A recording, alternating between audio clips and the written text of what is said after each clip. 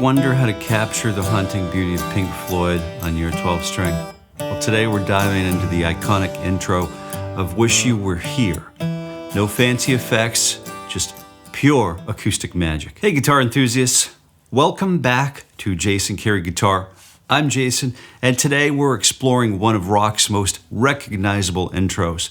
We'll break down the techniques that make this piece so captivating on a 12-string acoustic. And whether you're a beginner or looking to refine your skills, this lesson's got something for everyone. Now here's a brief history of the song. Released in 1975, Wish You Were Here was Pink Floyd's tribute to their former bandmate, Syd Barrett. The song's raw emotion and introspective lyrics, coupled with its distinctive guitar intro, quickly made it a fan favorite and rock classic. Let's get tuning up. But tuning up a 12-string can be a little bit challenging. So I'm just going to make a quick recommendation. We tune all of the large strings so that we can get those in tune, and then we come back and then get all of the doubled strings tuned up to the larger fundamental strings, okay? That's the key here, is tuning up the fundamental string and then tune the octave strings to the fundamentals. That's how we get it in tune. There's a little give and take, but you can do it. We're going to break down the intro into sections. Number one, the picking pattern is going to look something like this. So it's 1, 2, and 3, 4, and 1, and 2. 1, 2, and 3, 4, and 1, and 2. So it's down, up, down, 4, up, down, up, down.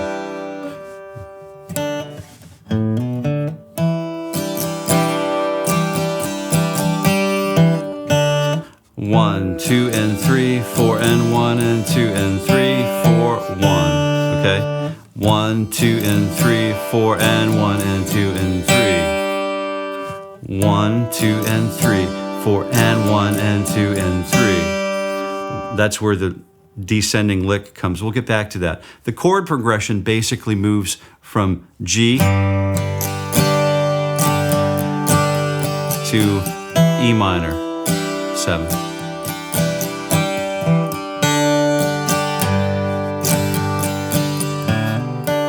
Okay, so we've got a G and then an E minor, but the E minor 7 this time looks like fret 2 on the open D, open G, and then the 3rd frets on the top 2 strings.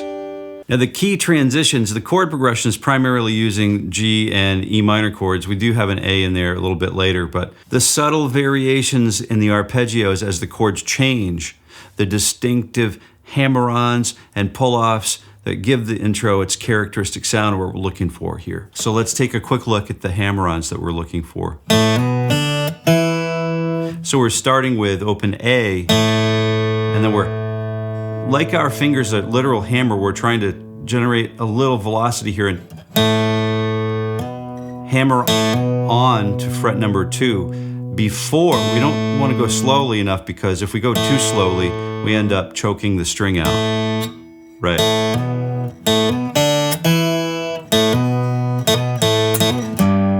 Okay, so we want to make sure that we get that finger hammered on before the string dies. So we've got to get right behind the fret. That's another tip, a little trick. If we're too far back behind in the middle of the fret, then we kind of have to press a little harder and the guitar's out of tune if we are able to do the hammer on at all. Now the pull-offs that we're talking about, we're just pulling down on the string until the string kind of slips out from underneath the fingertip.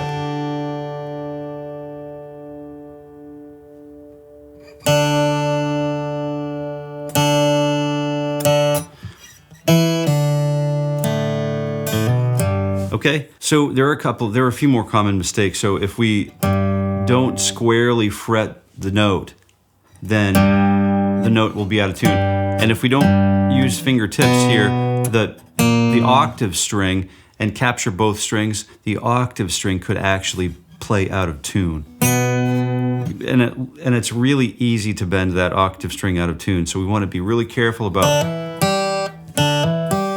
and deliberate about our finger patterns here.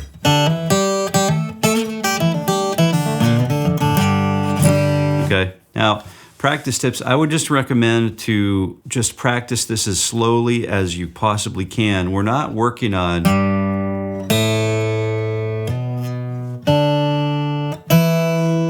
speed, right? We're working on perfection, right? Practice doesn't make perfect.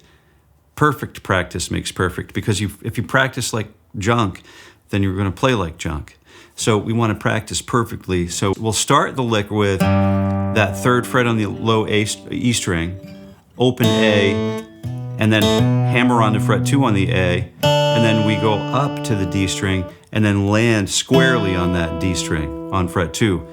And then we do this down, up, down, up, down, up, down, up, and then we work back down the major pentatonic scale to the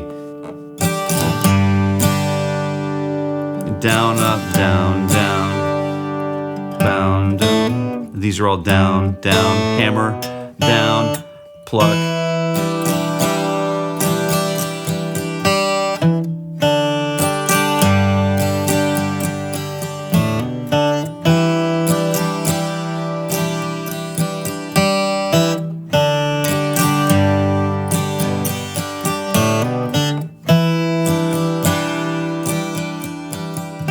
Now let's put it all together. So listen closely as I play through the entire intro.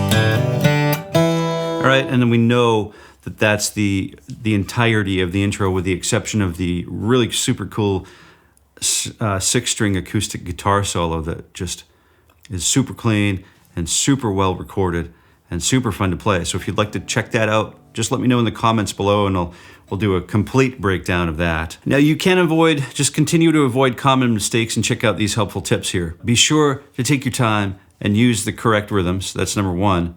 And practice with a metronome to a slow tempo initially, and then gradually increase speed as you become more comfortable. Reminder here to be sure to account for the doubled strings, so leading to a clean sound. And explore, go ahead and explore playing notes and strums with varying intensity to deepen the song's emotive quality. And there you have it, the soulful intro to Wish You Were Here on a 12-string. And remember, it's not about hitting the right notes, it's about feeling the music. So keep practicing, and soon you'll be capturing that Pink Floyd magic. If you enjoyed this lesson, don't forget to like, subscribe, and hit that notification bell. Drop a comment below with your progress or any questions, and we'll see you in the next video. And until next time, happy picking.